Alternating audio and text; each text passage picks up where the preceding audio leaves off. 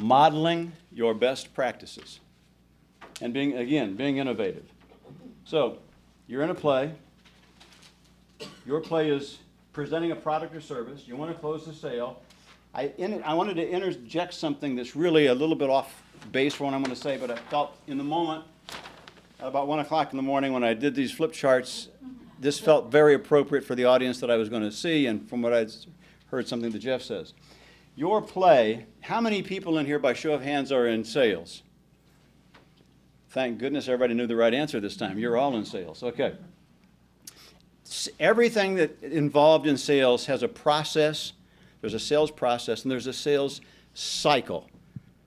If I'm in real estate, there's a sales cycle to me selling a house, and there's a process that I have to go through. If I'm selling shoes, I have a sales cycle. I promise you, my sales cycle at the shoe store is shorter than your sales cycle in real estate, but the cycle exists, and I have to understand that. And you have to understand that. Do you know what your sales cycle is? I know sales cycles that are 4 or 5 steps. Not too many, but there are a few. I know some that are about 15. When I develop training programs or do sales workshops, depending on the audience that I'm working with, this is a typical model that I might use, but I sometimes will specialize it for their industry, and I have to change this. I have to change the process to what fits that industry and what fits that market.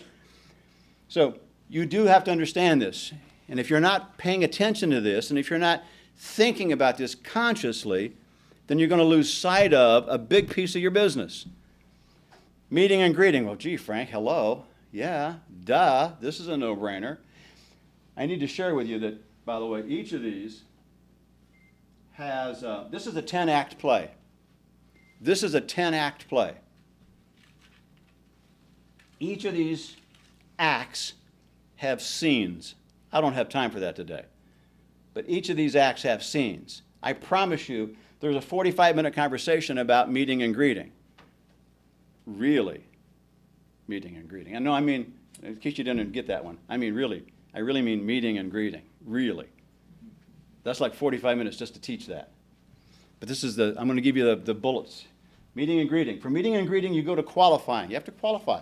What are they here for? What do they want? Do they want widgets, right, or not? They're in the wrong store. They thought this was the shoe store. That's the widget store. Oh, no. Okay. There's some investigation that's going to go on that allows me to identify that. There's a presentation that's going to take place. Do I not have to present my widgets? Do I not have to present my accounting services? Do I not have to present my cash flow management program? Yeah, I have to present that.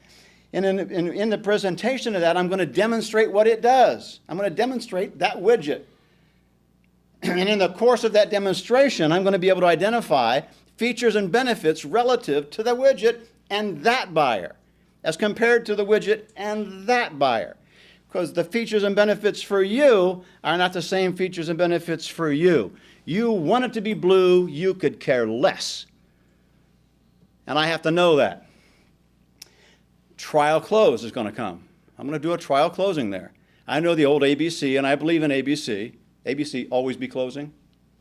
Glengarry Glen Ross, go rent the movie. Okay, always be closing. So, but I'm going to trial close, and I will have done some preliminary trial closes all the way through here, trust me. But here, by this point, I'm really going to do some trial closing, which is going to probably, even for me, as good as I am, there could possibly be an objection come up. Blue, she's on the blue, she's got to hang up a blue, so I have to deal with that objection, do I not? Especially if I don't have a blue widget. Then I've really got a problem. Or I got a guy in the back with a spray can. So I'm going to have to now overcome those objections. I'm going to then go back and retrial close and, in fact, close the sale, and I'm going to follow up. Here's where we sometimes go awry. We go from meeting and greet. In fact, who was I talking to this morning about this? Brett. You and I downstairs having coffee. This actually came up. Where we have an eager beaver, that go-getter, that guy that I was, right, low those many years ago, who goes from meeting and greeting to close. Well, how you doing? You want 4 widgets or 8? Right? So you have to earn the right to go from meeting and greeting to qualifying. And you have to know that you've earned it. You have to know that you've earned it. You have to know that you've done this to the level that you need to do it, effectively, completely, totally. They get it, you get it, we all get it, right? Now I have the right to go to qualify. Once I qualify, I have the right to go to investigate. If I don't qualify, I can't go here. That's like me walking on stage and doing line 1, my first line, then jumping to line 12.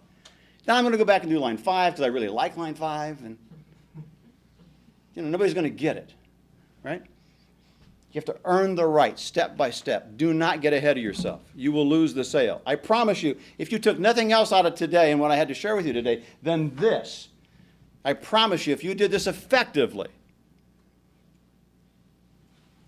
you will see an immediate increase in your sales, an immediate increase in the improved relationship that you have with your customers and clients.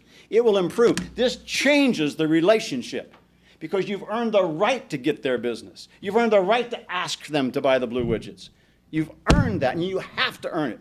And if you don't earn it, don't go for the close, because that becomes the customer that fires you or you fire them. And probably you fire them, they fire you because you screwed this up. So don't go there.